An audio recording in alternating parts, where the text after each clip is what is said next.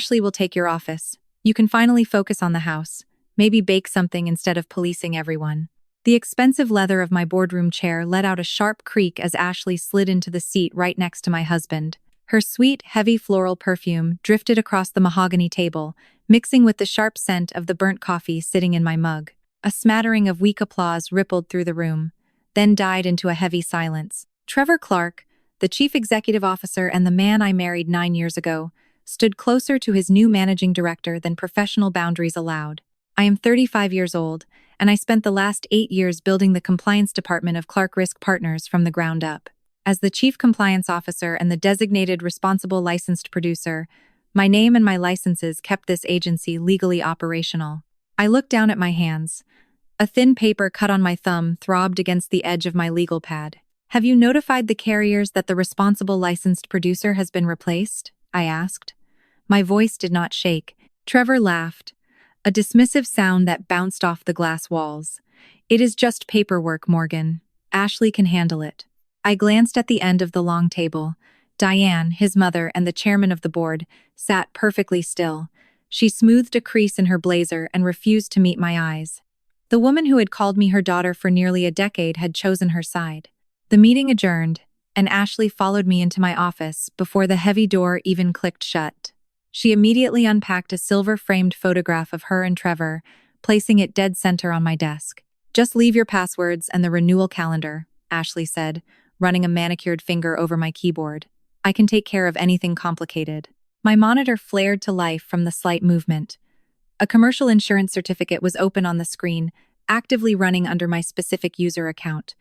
I had logged out of that system an hour ago. I pulled a small cardboard box from the supply closet and packed exactly 3 things: my mother's framed photograph, my personal compliance notebook, and a small black hardware authentication token I unclipped from the docking station.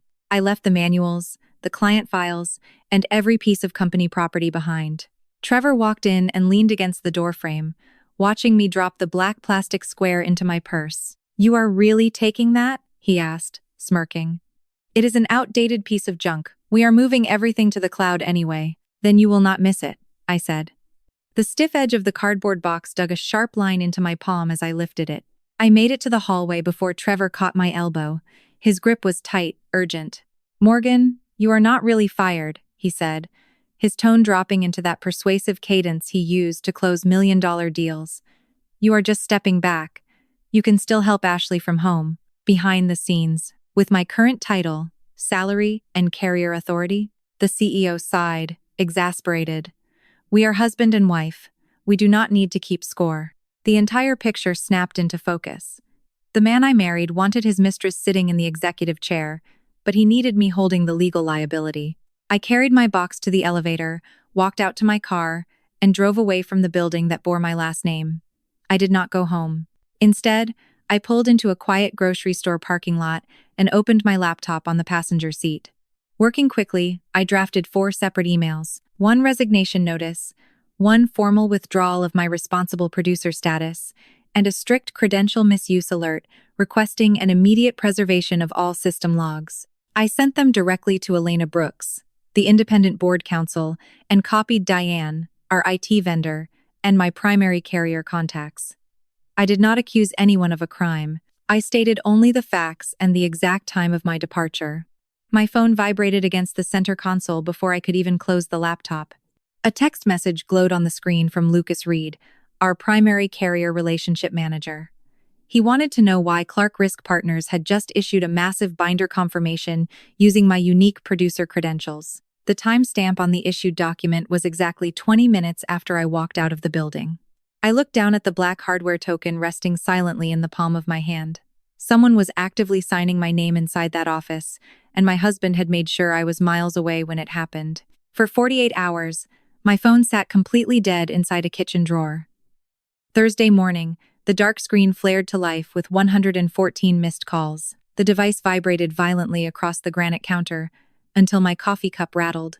Trevor had left 12 voicemails.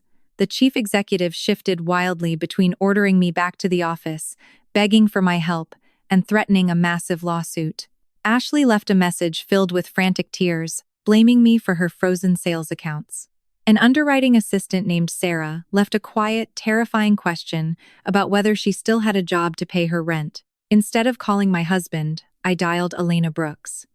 The independent board counsel answered on the first ring. My black hardware token rested perfectly still beside my legal pad. Elena confirmed the absolute worst. 2 major carriers had just suspended Clark Risk Partners from binding any new commercial business pending a full forensic review.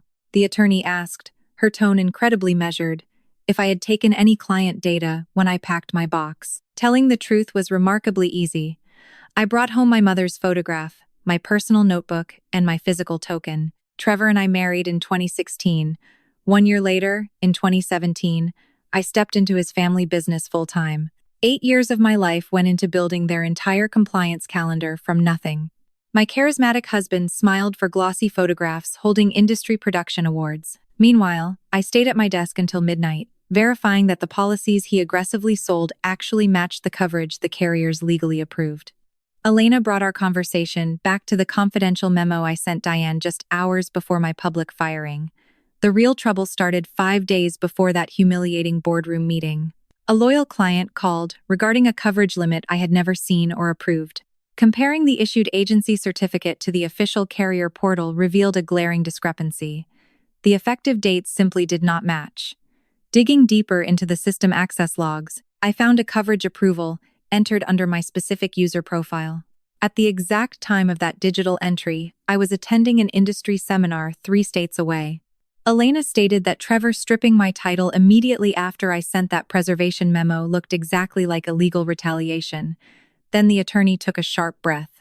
The initial server logs, she explained, pointed directly to Noah Grant. The lead information technology administrator had manually reset my multi-factor authentication on the very morning of the meeting. Trevor was currently telling the board of directors that Noah and I had maliciously colluded to sabotage the agency infrastructure. A tight knot formed in my stomach. I scrolled through my saved messages and found an overlooked voicemail from Noah, time-stamped late Wednesday night. Pressing the speaker button, I let Elena listen to the audio. The young technician sounded completely breathless. His voice trembled badly over the cellular connection. Noah confessed that Trevor had stood directly over his desk, demanding an immediate bypass of my security settings. Noah knew the request violated basic protocol. He felt sick about the manual override, so he quietly saved a copy of the internal system ticket before my husband explicitly ordered him to delete the record. The digital recording crackled with background static. Then Noah delivered a sentence that expanded the betrayal far beyond a simple office affair. Trevor told him my name had to stay active until the entire renewal season was over, and Trevor promised that Diane had already approved it. The 90-second video hit every inbox at Clark Risk Partners by Friday morning. My husband had carefully edited the boardroom recording, trimming away his own voice to manipulate the narrative. The new version only showed me packing my cardboard box in silence and walking out the heavy glass door. The audio of him telling me to go home and bake was entirely erased. A company-wide message accompanied the file, wherein Trevor claimed his wife had walked out during a critical renewal period due to sudden marital jealousy. Elena arranged a closed-door meeting in her downtown office later that afternoon. Noah Grant sat across the conference table, his knuckles pale as he gripped a thick manila folder. The young administrator slid a printed service ticket, a system snapshot, and an audio backup across the polished wood. Noah cleared his throat and finally looked up. He confessed to resetting my access, but he had not acted alone. Trevor had stood directly over his shoulder while Diane listened through a speakerphone.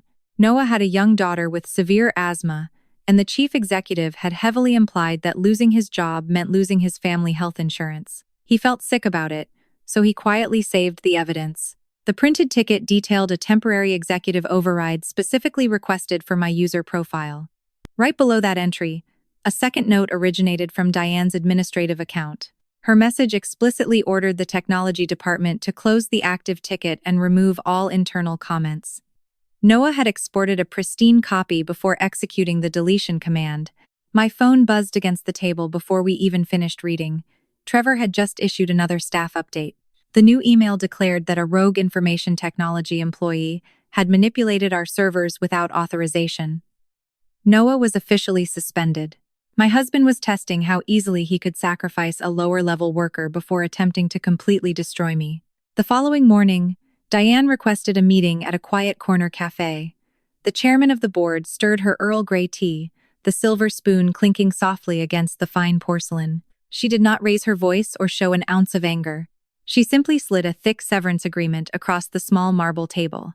"Family matters should always stay private," she murmured. The legal document promised a massive payout if I signed a strict non-disparagement clause and publicly accepted the blame for a poor departmental transition. I left the expensive paper untouched. I did not waste my breath arguing about Ashley or the betrayal of my marriage. I looked directly at the woman who had attended my wedding and asked why the separation agreement was dated before the staff meeting even happened. Diane stopped stirring her tea, offering absolutely nothing but a chilling, practiced silence. I left her at the cafe and drove straight back to my attorney. Elena had not relied on forwarded emails or basic photographs. She accessed the original version history directly through the secure board document preservation system. The digital footprint told a devastating story. Trevor and Diane had created my termination memo 3 full days before that public humiliation. The document cited a sudden compliance failure as the official reason for my removal, yet that specific failure had not actually occurred until 24 hours after the text was drafted. Elena ran her finger down the printed page, stopping at a specific clause near the bottom. The agreement demanded that I remain fully available from home to complete vital documentation under the direction of Ashley Monroe. They wanted to humiliate me, take my title, and still force me to carry every ounce of their legal liability. The attorney slowly turned to the final page of the forensic report and looked up at me. "Morgan, they did not fire you because the system failed. They needed you gone before anyone could ask why it was failing." Marcus Hale sounded breathless when the call connected Monday morning. The chief financial officer of Hale Construction rarely handled daily operations, but the panic cutting through his thick southern accent told me everything. A major subcontractor had just been denied access. Hundreds of workers were standing around the perimeter, losing wages by the minute. Marcus confessed that he only trusted the initial paperwork because my name always guaranteed the final approval. My chest tightened, but I kept my voice perfectly level. "I no longer represent the agency, Marcus," I said, forcing myself to maintain that absolute boundary. "You cannot accept any new documents from Trevor. Contact the carrier directly, document every lost dollar, and wait for their official representative." Protecting an innocent client did not mean bailing out the man who ruined my career. Within 2 hours, Elena secured a digital copy of the rejected certificate directly from the construction firm. The attorney placed it beside the official carrier record provided by Lucas Reed. The discrepancy was impossible to ignore. The agency document promised an effective date 3 weeks earlier and significantly broader coverage limits than the carrier had ever authorized. A quick comparison of the server logs confirmed the fake document originated from a specific workstation. Trevor had authorized the forgery from his own desk. The motive lived inside the monthly commission ledger. Elena highlighted a massive, accelerated bonus deposited into 2 specific bank accounts just days after Hale Construction signed their contract. If my husband and his new managing director had waited for the actual carrier approval, they would have missed the quarterly revenue target. Ashley would have lost the financial criteria required for her promotion. They sold a lie, collected the cash, and left the client completely exposed. My phone vibrated violently against the desk. Trevor was calling again, and for the first time in 9 years, his voice cracked with genuine panic. He did not apologize for the affair or the public humiliation. Instead, my husband used his employees as a weapon. He swore that dozens of innocent families would lose their jobs if I did not log in remotely and sign a batch of retroactive corrections. He begged me to fix the paperwork. "I will not sign my name to a lie I did not approve," I told him, and I ended the call. The rejection sent the Clark family scrambling for a new narrative. By Tuesday afternoon, Diane circulated an urgent message to the board of directors. The chairman claimed I had abandoned my post and refused to cooperate due to bitter marital jealousy. She painted a picture of a scorned wife willing to burn down a family business over a personal dispute. Elena simply adjusted her reading glasses and opened the preserved email archive. The attorney cross-referenced Diane's latest message with the internal communications captured right after I submitted my original compliance memo. We did not need to guess what the matriarch knew. The proof was sitting in plain sight, perfectly time-stamped before my termination was ever announced. The screen illuminated a private message from Diane to her son. "Get her out before the carriers hear her version," the email commanded. We can correct the paperwork after renewal. The cold reality settled over me, heavier than any physical weight. Diane knew about the fake certificates. She understood the massive risk to the clients, and she deliberately orchestrated my public removal to protect her son's fraudulent bonus. The woman who had toasted to my health at my wedding had ordered my professional execution to keep the family name clean. Trevor had betrayed our marriage. Diane had betrayed the truth before I ever walked into that meeting. The independent forensic report arrived by messenger late Wednesday afternoon. A heavy stack of paper landed on Elena's desk, resting right next to my black hardware token. The plastic device had remained completely dark during the exact window those fake policies were issued, and the server logs proved my account only activated following a direct executive override requested by my husband. The building security system painted an even clearer picture. Keycard records confirmed I walked out the front doors at exactly 3:17. 45 minutes later, at 4:02, the hallway camera captured two people entering the restricted compliance sector. Ashley carried an armful of client files, while Trevor held his open laptop. Trevor refused to surrender quietly. The chief executive circulated a printed message to the board, desperately trying to prove I had authorized the shortcuts myself. His chosen evidence looked like a direct email from my account, granting permission for temporary manual processing. Elena did not panic, and she simply accessed the original exchange on the secured server. My husband had forwarded a year-old message regarding a minor power outage, deliberately deleting the second half of my paragraph. The missing sentence strictly forbade releasing any documents without direct carrier confirmation. He had sliced away my warning to construct a perfect lie. Late Thursday night, an unknown number flashed across my mobile screen. I almost let it ring through to voicemail, but the quiet hum of the phone against the nightstand demanded my attention. The voice on the other end trembled, stripped of all that previous boardroom confidence. Ashley Monroe did not ask for my forgiveness. The newly appointed managing director simply stated she was completely trapped. Her carrier portals were locked, and Trevor was currently demanding she sign a manual attestation, claiming full supervisory responsibility over the fraudulent accounts. When she questioned why the dates on the documents predated her promotion, the man we both trusted had exploded. He ordered her to sign the paper, insisting my name would absorb the old mistakes while she quietly handled the new ones. Then the younger woman found the legal draft. Digging through a shared executive folder earlier that evening, Ashley had stumbled upon a terrifying contingency plan. If state regulators launched a formal inquiry, Trevor planned to testify that a rogue sales manager had stolen my credentials to inflate her personal commission. Diane had even left a cold margin comment on the document. The chairman noted that the mistress held no family equity and remained entirely expendable. 9 years of marriage had not saved me, and a few months of an affair would certainly not save her. No divorce papers had ever been filed by my husband, and Ashley realized her glittering promotion lacked any formal board approval. "I need you to believe me," Ashley whispered over the static, her breathing jagged and shallow. "I need verifiable proof," I replied, refusing to offer a single ounce of sympathy. "Give me something real, or do not ever call this number again."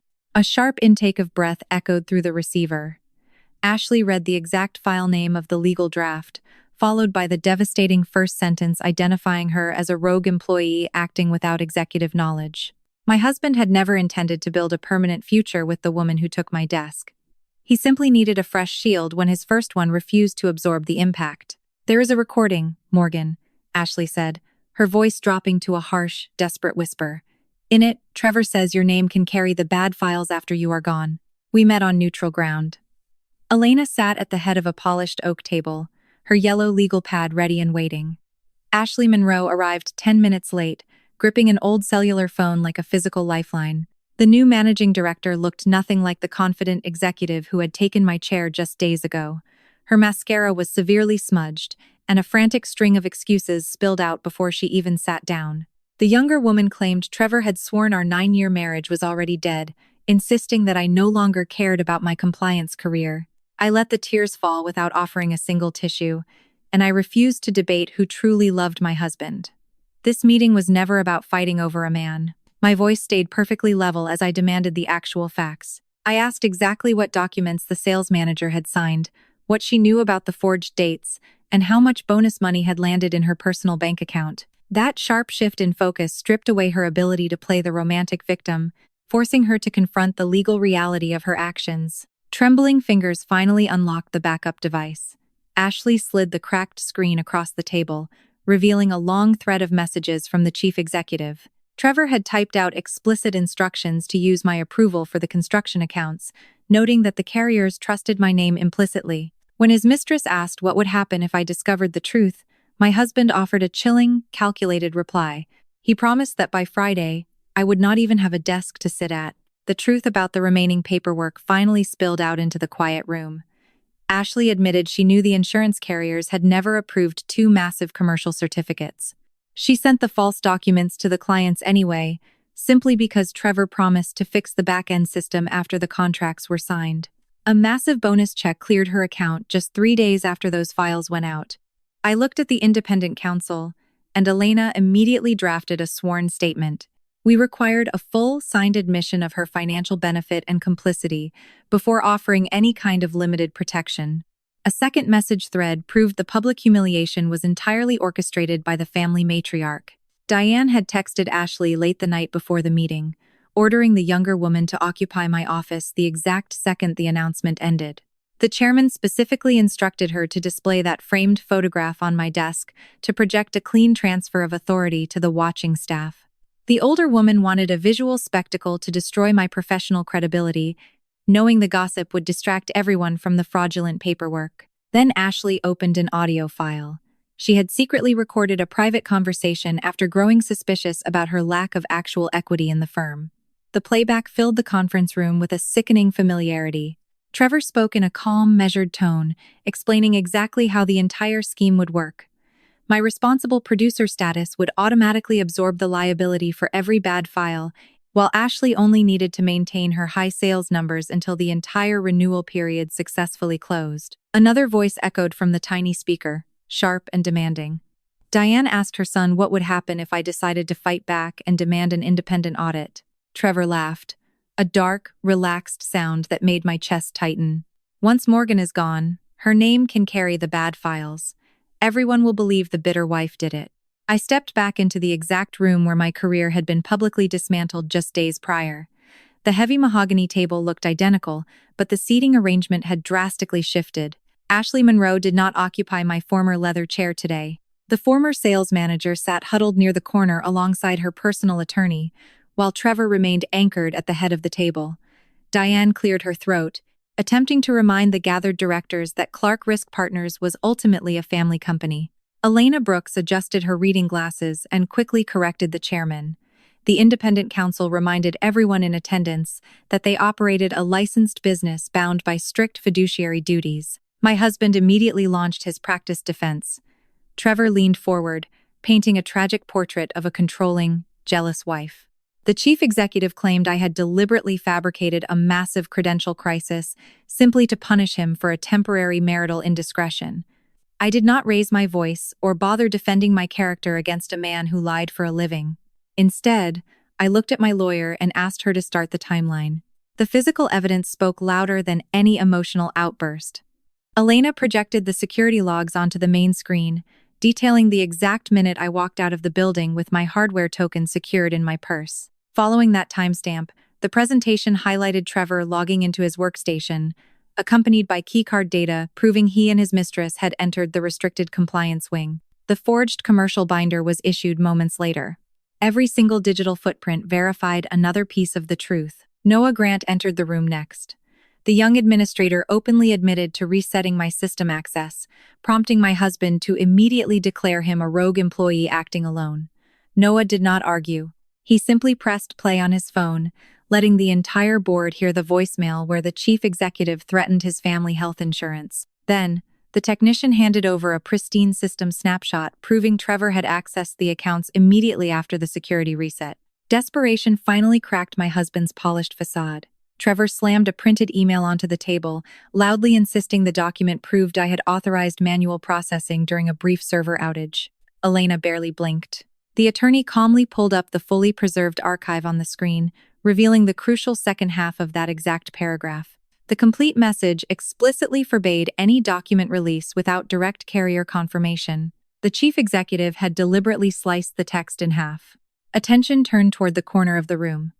Ashley confirmed she had recorded the devastating audio we submitted into evidence, placing the original device on the table. Trevor sneered, calling his mistress a desperate liar who had been completely bought off by a bitter wife.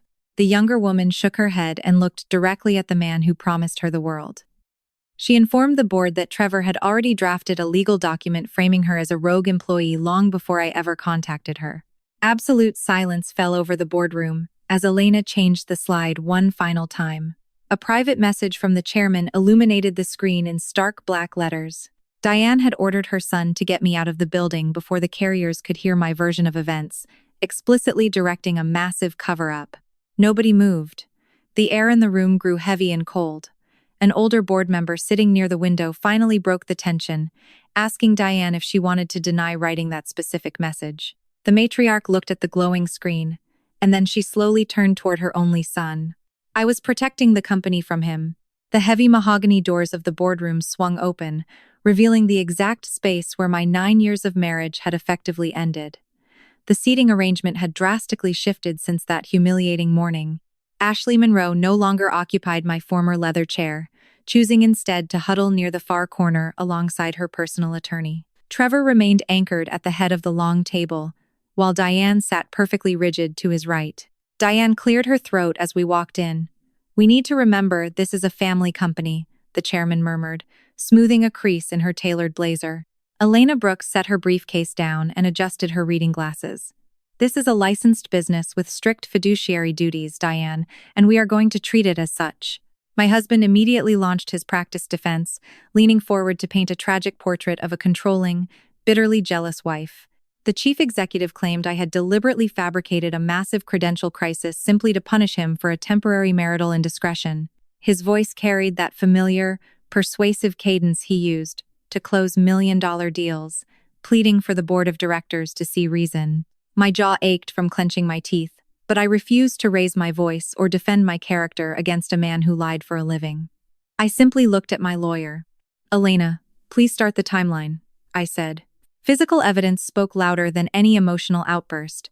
The independent counsel projected the security logs onto the main screen, detailing the exact minute I walked out of the building. My hardware token had remained safely secured in my purse the entire time, completely disconnected from the network.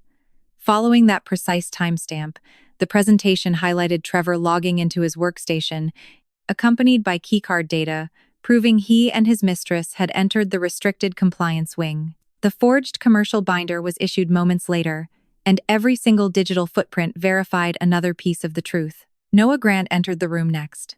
The young administrator openly admitted to resetting my system access, prompting the chief executive to immediately shout that the technician was a rogue employee acting entirely alone. Noah did not argue. He simply pressed play on his cellular phone, letting the entire board hear the frantic voicemail where Trevor explicitly threatened to cancel his family health insurance. As the audio faded, the information technology administrator handed over a pristine system snapshot, proving my husband had accessed the restricted accounts immediately after the security reset. Desperation finally cracked Trevor's polished facade. He slammed a printed email onto the table, loudly insisting the document proved I had authorized manual processing during a brief server outage. Elena barely blinked. She calmly pulled up the fully preserved archive on the main screen, revealing the crucial second half of that exact paragraph. The complete message explicitly forbade any document release without direct carrier confirmation. My husband had deliberately sliced the text in half to construct a perfect lie. Attention turned toward the corner of the room. Ashley confirmed she had recorded the devastating audio we previously submitted into evidence, placing the original recording device on the table. Trevor sneered, calling the younger woman a desperate liar who had been completely bought off by a scorned wife. The former sales manager shook her head and looked directly at the man who had promised her the world. "You prepared a legal draft framing me as a rogue employee, long before Morgan ever spoke to me," Ashley said, her voice shaking but clear. "You were going to destroy me too." Absolute silence fell over the boardroom as Elena changed the slide one final time. A private message originating from the chairman illuminated the screen in stark black letters. Diane had ordered her son to get me out of the building before the insurance carriers could hear my version of events, explicitly directing a massive corporate cover-up. Nobody moved. The air in the room grew suffocatingly heavy. An older board member sitting near the window finally broke the tension, clearing his throat before speaking. "Diane," he asked, staring at the glowing screen. "Do you deny writing this specific message?" The family matriarch looked at the projected evidence, her perfectly manicured hands trembling slightly against the polished wood. Then, she slowly turned toward her only son. "I was protecting the company from him," Diane whispered. The alliance shattered the moment Diane placed the blame squarely on her son. The family matriarch immediately claimed Trevor had utilized my credentials entirely on his own, insisting she had simply trusted the word of her child. The chief executive let out a harsh, bitter laugh and projected another preserved email onto the main screen. His mother had explicitly ordered him to manipulate the paperwork after the renewal season ended, proving they were both intimately involved in the massive cover-up. The two of them began shouting, publicly trading vicious accusations across the expensive mahogany table. Ashley Monroe watched the wealthy family tear each other apart, and then the former sales manager opened her leather portfolio. She slid a printed commission ledger and a stack of bank deposit records across the polished wood. Trevor had promised to build a future with his mistress, claiming every fraudulent policy was a step toward their new life. The financial documents proved otherwise. My husband had funneled the vast majority of the illegal bonus money into a hidden private account, leaving Ashley to take the professional risk for a fraction of the reward. The board of directors finally acted. A swift vote suspended Trevor indefinitely, stripping Diane of her chairmanship pending a full regulatory investigation. Security personnel immediately revoked all their system access. The directors terminated Ashley on the spot, officially reporting her compromised license status to the state insurance authorities. Noah Grant retained his administrative position, though his employment remained heavily conditioned upon his continued cooperation with the upcoming forensic audit. Trevor cornered me in the quiet hallway outside the boardroom. Panic radiated from the man I married, his charismatic mask completely gone. My husband begged me to step back inside and declare the entire situation a massive misunderstanding. He promised we could save the agency together and resolve our marital issues privately.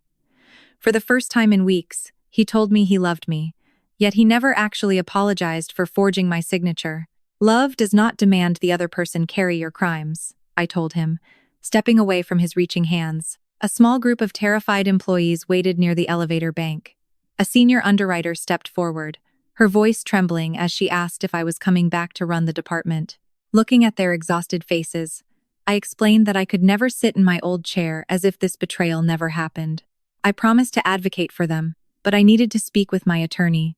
Back in her downtown office, Elena Brooks slid a thick term sheet across her desk. A massive national brokerage wanted to purchase the entire book of business, and they were willing to retain the vast majority of the innocent staff. However, the buyers demanded one strict condition. I had to personally manage a 90-day transition because the insurance carriers only trusted my established compliance protocols. The legal agreement clearly stated I would not own the acquiring company, and a strict written limitation protected me from any prior corporate liability. If I walked away completely, the buyer would withdraw the offer, leaving dozens of hardworking people without paychecks. If I accepted the temporary position, Trevor and Diane would undoubtedly spend the next year telling everyone I orchestrated the entire crisis just to seize control of their legacy. Elena folded her hands over the legal pad, watching me process the impossible choice. She asked me what I wanted to do. I thought about the innocent employees standing by the elevator, waiting for someone to finally protect them. "I will help them," I said, my voice steady in the quiet room, "but the Clark name comes off the building." Over the next 90 days, I operated out of a small, windowless conference room on the second floor. Returning to my former executive suite felt impossible, and I refused to sit behind a desk tainted by active fraud. The acquiring national brokerage documented every single decision I made during the transition. Protecting the innocent employees and processing valid client renewals remained my absolute priority. Whenever Trevor submitted desperate requests for retroactive corrections to cover his tracks, Elena Brooks immediately denied the paperwork. A crew of union workers arrived on a rainy Tuesday morning to pry the heavy brass letters off the exterior brick. Standing in the crowded lobby, I watched the Clark Risk Partners sign slowly come down. Diane stood alone on the opposite sidewalk, a silk scarf pulled tight against the cold wind. Nobody invited the former chairman inside the building. Behind me, professional movers hauled the massive family portrait out of the reception area and loaded it onto a generic storage truck. Justice moved deliberately over the next several months. Ashley Monroe avoided a prison sentence simply because she surrendered her evidence early and lacked a prior criminal record. The younger woman signed a strict cooperation agreement, forfeited every dollar of her fraudulent commission, and accepted a permanent revocation of her insurance licenses. Her final legal reality included supervised probation and mandated community service. She sent a lengthy apology letter to my home address. I tossed the unopened envelope directly into the kitchen trash, letting absolute silence serve as my final boundary. The Clark family empire effectively crumbled under the weight of the federal investigation. The board of directors forced Diane to sell her remaining shares at a massive discount just to fund the corporate settlement. A judge eventually sentenced the proud matriarch to a lengthy term of home confinement for her active role in the obstruction and cover-up. She retained her massive suburban estate, but she permanently lost the only thing she truly valued. Her authority was entirely gone. My former husband faced a much steeper climb. The purchasing brokerage filed a massive clawback lawsuit against Trevor, demanding total restitution for the compromised accounts. State prosecutors indicted the former chief executive on multiple felony counts, focusing heavily on identity misuse, forged documentation, and a calculated scheme to obtain fraudulent commissions. Our divorce finalized shortly before his criminal trial began. I walked away with my legal personal assets and absolutely zero equity in the shattered business, completely destroying their rumor that I had orchestrated the crisis for financial gain. Sitting across a polished mediation table one final time, Trevor shook his head. He bitterly accused me of choosing a professional career over our 9-year marriage. "You did not want a wife," I told the man sitting opposite me. "You wanted a convenient signature to carry your lies, and you severely underestimated the cost." The smear campaign continued right up until the formal sentencing hearing. Trevor desperately told anyone who would listen that I abandoned a struggling agency, painting himself as a martyr fighting to save local jobs. When the lead prosecutor called to ask if I wanted to submit a formal victim impact statement, I initially considered staying home. Walking away completely felt like a clean victory. Then, I opened my digital archives and played an old voicemail. Trevor's panicked voice filled my quiet living room, weaponizing the livelihoods of those innocent staff members just to force my compliance. He had used other people's families as a shield. I could not let him write the final chapter of this story. The heavy oak doors of the federal courthouse swung open later that week. I sat in the second row, watching my former husband stare blankly at the defense table. The presiding judge adjusted his microphone, his voice cutting through the tense silence of the packed room. Glancing toward the gallery, the magistrate asked if the victim wished to address the court before the final sentence was handed down. Trevor turned around in his heavy wooden chair. The disgraced executive stared directly at me, his eyes wide with the desperate, pathetic hope that I would somehow step up and save him one last time. I took a deep breath, and I stood up. The wooden podium felt cool beneath my palms, and when I finally spoke, my voice easily filled the quiet federal courtroom. I did not talk about a broken 9-year marriage or the pain of marital infidelity. Instead, my statement focused entirely on the theft of my professional identity. Trevor had weaponized the reputation I spent 8 years building, deliberately using my name as a shield to absorb the devastating consequences of his own fraud. I made sure the judge heard about Noah Grant risking his family health insurance, the innocent employees facing sudden unemployment, and the clients left completely exposed. My former husband sat at the defense table, waiting for a lifeline I would never throw. "You did not replace me because I was weak," I told the man I once loved, my words sharp and perfectly steady in the heavy silence. "You replaced me because I was the last person still stopping you." Trevor dropped his gaze, staring blankly at his handcuffed wrists resting on the polished oak. For the first time in his life, the charismatic chief executive had completely lost control of the narrative, and nobody in the gallery offered him a single ounce of pity. The presiding magistrate handed down a sentence matching the sheer scale of the betrayal. Trevor received multiple years in federal prison, coupled with a massive restitution order that would drain his remaining assets. State authorities permanently stripped his producer licenses, banning him from ever holding a management role in the commercial insurance industry again. Consequences caught up with the remaining conspirators outside the courtroom. Ashley Monroe escaped a custodial sentence simply because she surrendered her evidence early and lacked a prior criminal record. The former sales manager received supervised probation, a staggering restitution mandate, and a permanent license revocation. Her career in the corporate sector was completely over, Diane Clark retreated to her sprawling suburban estate, serving out her term of home confinement in absolute isolation. The wealthy matriarch kept her manicured lawns and her expensive china, but her phone never rang with board members asking for her guidance. Trevor publicly blamed his mother for failing to protect him, shattering their family alliance into jagged, irreparable pieces. Fallout cleared away the wreckage, leaving room for a very different kind of future. 2 months after the sentencing hearing, I accepted a position as the Chief Compliance and Risk Officer for a massive national brokerage firm. My new employment contract included an independent reporting line directly to the board committee, granting me the absolute authority to halt any irregular transaction. Noah Grant joined my team 3 weeks later, stepping into a senior security operations role after successfully fulfilling his cooperation agreement. I did not decorate my new executive suite with flashy trophies or framed press clippings. Inside my top desk drawer, resting quietly next to a box of paper clips, sat a small black hardware authentication token. A simple note rested beneath the plastic device: "Never lend your name to someone who will not carry the truth." The dark square served as a quiet reminder of exactly what my professional boundaries cost and why I would never lower them again. The distinct, sweet smell of roasted pecans and brown sugar drifted through the corporate break room on a crisp Tuesday morning.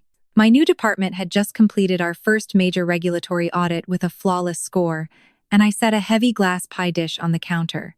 A few colleagues smiled, thanking me for the homemade treat, yet absolutely no one assumed it was my inherent duty to provide it. I genuinely enjoyed the precise chemistry and quiet patience of baking from scratch. The actual problem was never the domestic work itself, but rather a man attempting to use that hobby to shrink my world and dictate my worth. Reclaiming the action felt like taking back a stolen piece of my own identity, sweet and entirely on my own terms. I baked that pie because I wanted to. Then I walked into the boardroom, took my seat, and never again apologized for knowing exactly where I belonged. Sometimes, the hardest lesson you have to learn is that your competence can be weaponized against you. When you spend years building a solid reputation, holding a family together, and quietly fixing other people's mistakes, it becomes dangerously easy for them to treat your loyalty as an endless safety net. But your name, your credentials, and your hard-earned integrity belong exclusively to you. You do not owe your protection to anyone who tries to shrink your world to fit their convenience or demands that you absorb the consequences of their deception. The most powerful thing you can do when someone tries to make you their scapegoat is to simply pack your things, walk away, and refuse to soften their landing.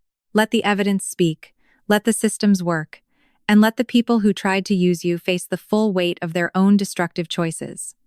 More importantly, never let anyone turn the things you genuinely love into a weapon used to diminish your worth. Whether it is baking a pie, tending a garden, or keeping a home, your choices are powerful because they belong to you, not because they keep you quietly in a designated corner. We all have moments where we are pressured to surrender our boundaries just to keep the peace for someone else. Have you ever had to draw a hard line and let someone face the devastating consequences of their own actions, even when it meant walking away from the life you knew? Share your story in the comments below, because your courage might be exactly the inspiration someone else needs to finally step up and take their rightful seat at the table.